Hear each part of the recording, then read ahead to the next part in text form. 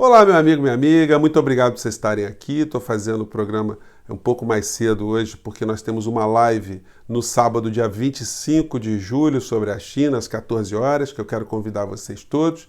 Mas isso é porque os assuntos são muito importantes e por conta de comentários que vocês mandam para cá. Muita gente pergunta por que o presidente não caiu, por que o presidente é mantido no cargo, por que não rola o processo de impeachment, por que não tem a cassação da chapa. Será que ele vai ser preso? Será que ele vai ser responsabilizado? Gente, essas perguntas todas, elas têm respostas que não são instantâneas. Por quê? Porque além da questão criminal, além da questão jurídica, existe uma questão política.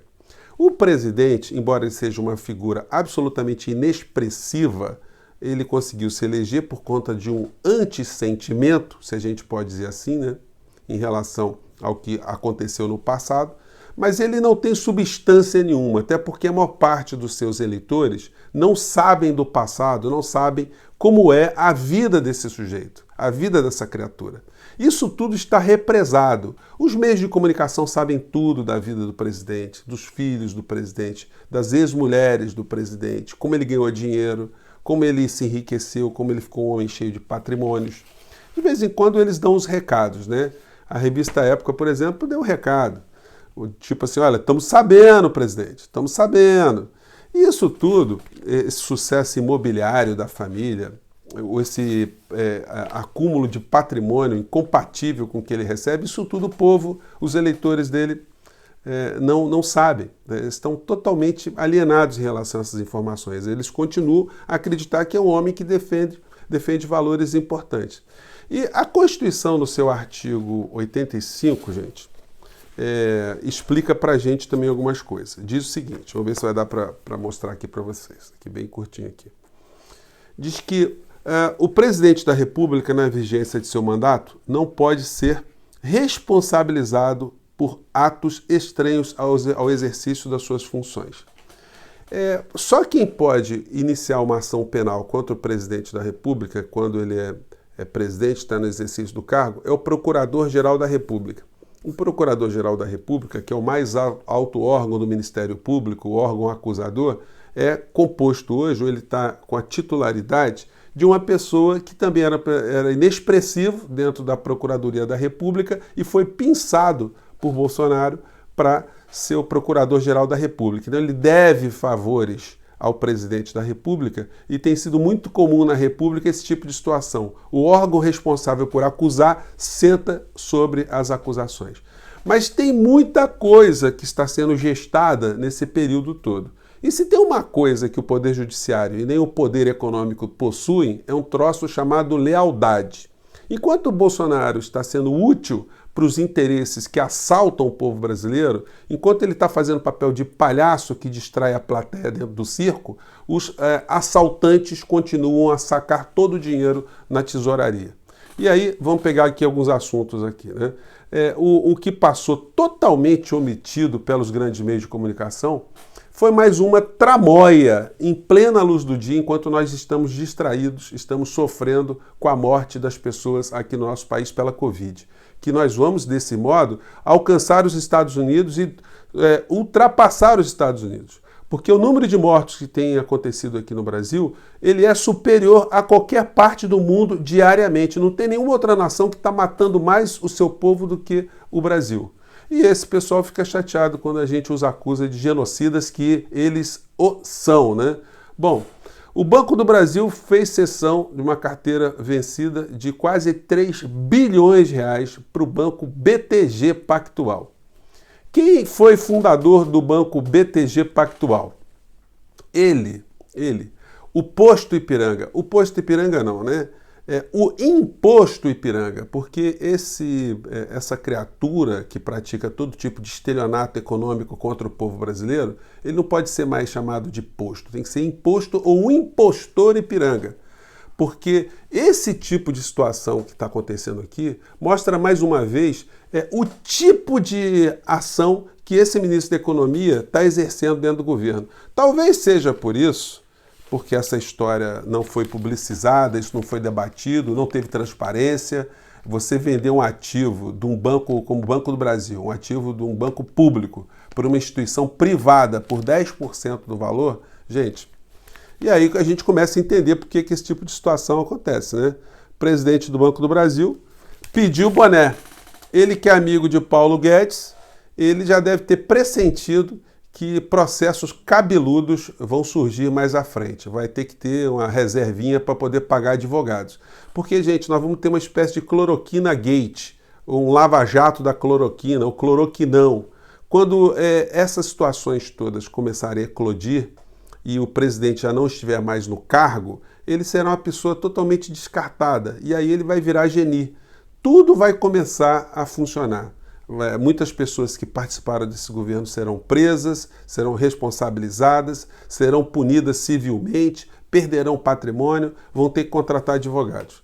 Um deles é o ministro da Saúde, o general paraquedista, que ontem na matéria do Jornal Nacional, mostrando mais uma vez, eles dão um recado, né? Estamos de olho, você está na minha mão, estamos vendo, vocês estão fritos, se a gente acelerar a visibilidade desses crimes, vocês vão cair. Então, ontem eles deram um recadinho.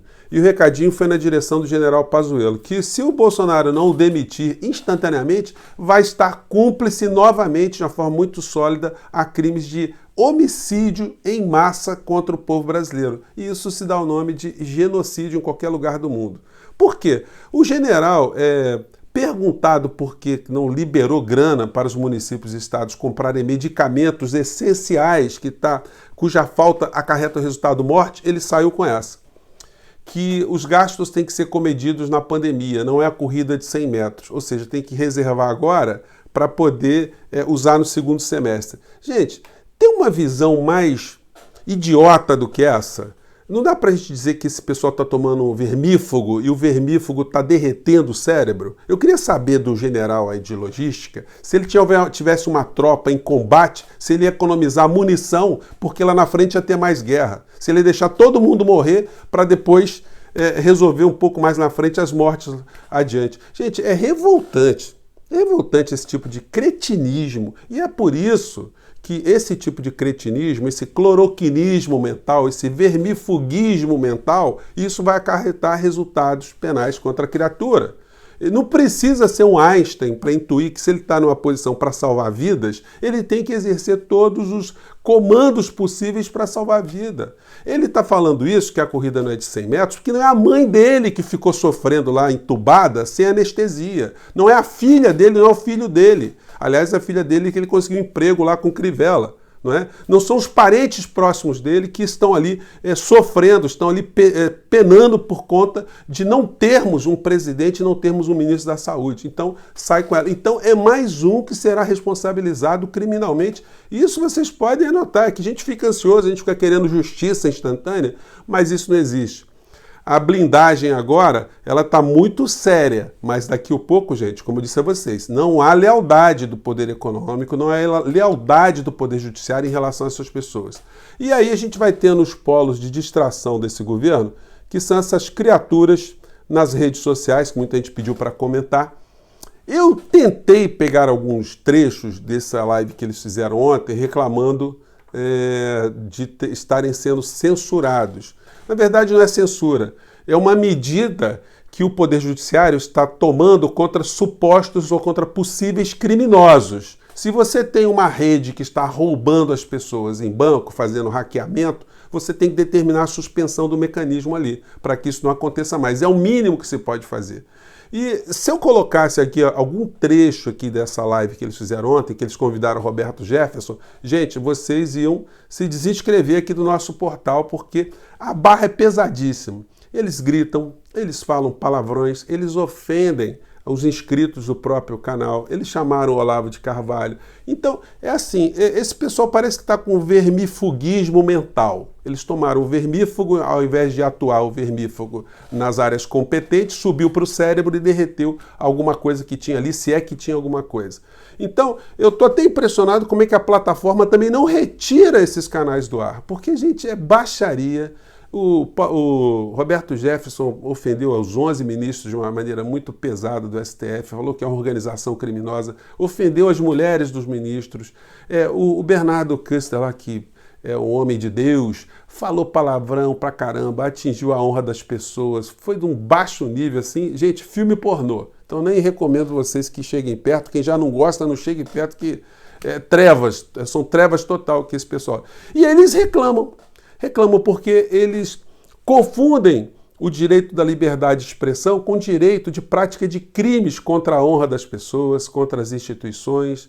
Eles namoram muito com o golpismo previsto ali dentro da Lei de Segurança Nacional, querendo a quebra das instituições. Eles publicam hashtags para fechar o Supremo Tribunal Federal, intervenção militar.